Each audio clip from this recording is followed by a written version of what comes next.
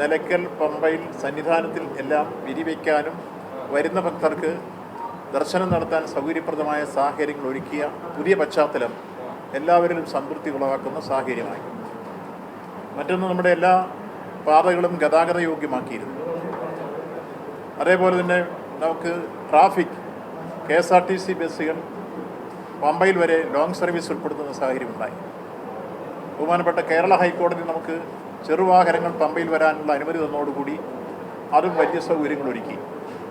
ഇന്നലെ വന്ന വാഹനങ്ങളുടെ കണക്ക് ലൈറ്റ് മോട്ടോർ വെഹിക്കിൾ 279, അതിൽ MMB ആയി ബന്ധപ്പെട്ട 1727,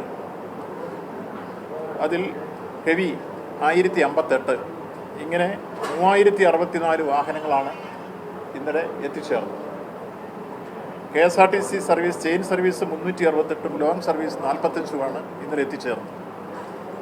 അപ്പോൾ ഇതെല്ലാം കൃത്യതയോടുകൂടി വന്നു പോകാനും എല്ലാവർക്കും സംതൃപ്തി ഉറപ്പാക്കുന്ന സാഹചര്യവും ഒരുക്കിയിരുന്നു എന്നുള്ളതാണ് ഈ കണക്കുകളെല്ലാം സൂചിപ്പിക്കുന്നത്.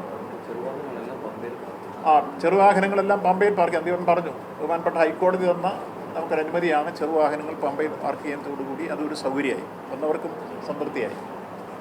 പിന്നെ എല്ലാവർക്കും ലഘുഭക്ഷണവും അതുപോലെ തന്നെ ദാഹജലവും കൊടുക്കുന്ന സാഹചര്യം ഒരുക്കിയിരുന്നു. അപ്പം നമ്മുടെ തമിഴ്നാട്ടിൽ നിന്ന് കുമളി വഴി വണ്ടിപ്പെരിയാർ വഴി വരുന്ന കാനനപാതയിൽ കൂടി കടന്നു വരുന്നവർക്കെല്ലാം പ്രത്യേക വിശ്രമ കേന്ദ്രങ്ങൾ ഒരുക്കിയിരുന്നു.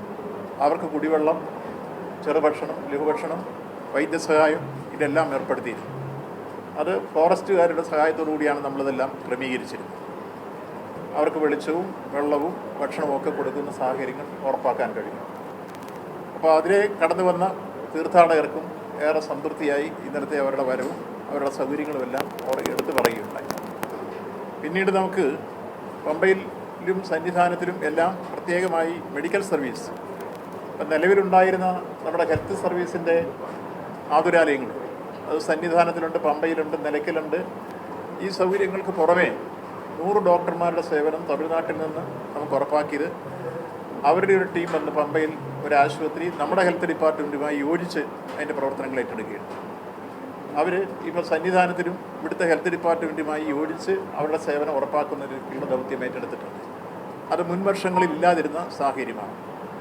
പിന്നീട് നമുക്ക് ട്രെയിനിങ് സിദ്ധിച്ച വളണ്ടിയേഴ്സിനെ അവർ വിന്യസിച്ച് അടിയന്തര പ്രാധാന്യമുള്ള വൈദ്യസഹായം കൊടുക്കുന്ന രംഗത്തിട്ട് CPR പോലുള്ള കാര്യങ്ങൾ നടപ്പാക്കാൻ വേണ്ടിയുള്ള ശ്രമങ്ങൾ അവരാരംഭിച്ചിട്ടുണ്ട്.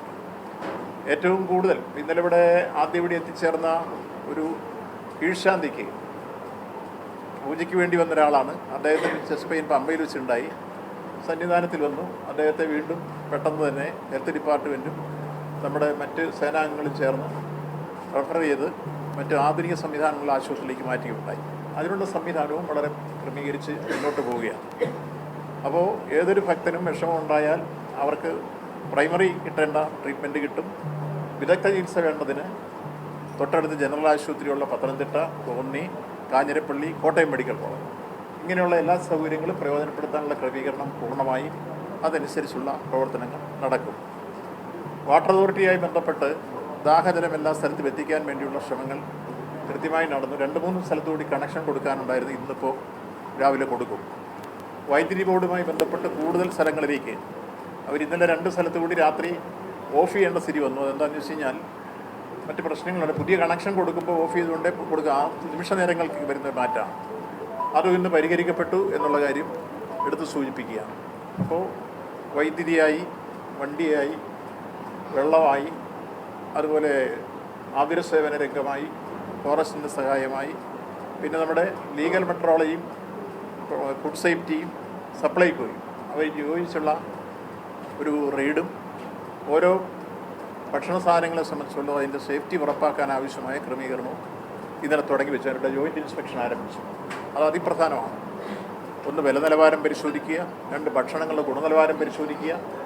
ഈ തരത്തിലുള്ള കാര്യങ്ങൾക്ക് ടീമായി നീങ്ങുന്നു. അതൊരു മജിസ്ട്രേറ്റ് ഇവിടെ ചാർജിലുണ്ട്. അദ്ദേഹത്തിൻ്റെ കൂടെ ടീം വർക്കായിട്ട് അത് ജോയിൻറ്റ് ഇൻസ്പെക്ഷനാക്കി മാറ്റിയിട്ടുണ്ട്. മറ്റൊന്ന്, ലഹരി പദാർത്ഥങ്ങളുടെ കടവരവില്ലാതിരിക്കാൻ എക്സൈസ് ഡിപ്പാർട്ട്മെൻറ്റും പോലീസിൻ്റെ സഹായത്തോടുകൂടി ജോയിൻറ്റ് റെയ്ഡ് നടത്താൻ തീരുമാനിച്ചിട്ടുണ്ട്. അത്തരം കാര്യങ്ങൾ വളരെ ഭംഗിയായി ഫലപ്രദമായി മുന്നോട്ട് പോകും. പിന്നീട് നമുക്ക് സന്നിധാനത്തിൽ എത്തിച്ചേരുന്ന ആളുകൾക്കെല്ലാം ദർശനം ഉറപ്പാക്കുന്നു. നേരത്തെ തന്നെ നമ്മൾ പ്രഖ്യാപിച്ചതാണ്. 70,000 പേരാണ് നമ്മൾ per day virtual queue announce ചെയ്തത്.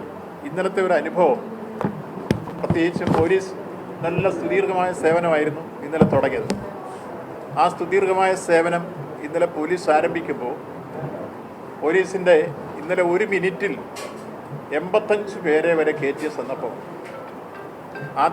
അത്യാവസാനം മുഴുവനായില്ല, പക്ഷേ തുടക്കത്തിൽ 1 മിനിറ്റിൽ 85 പേർ കയറുന്നു എന്ന് പറഞ്ഞാൽ ഇതിനു മുമ്പ് ഒരിക്കലും ഉണ്ടാവാത്തതാണ്.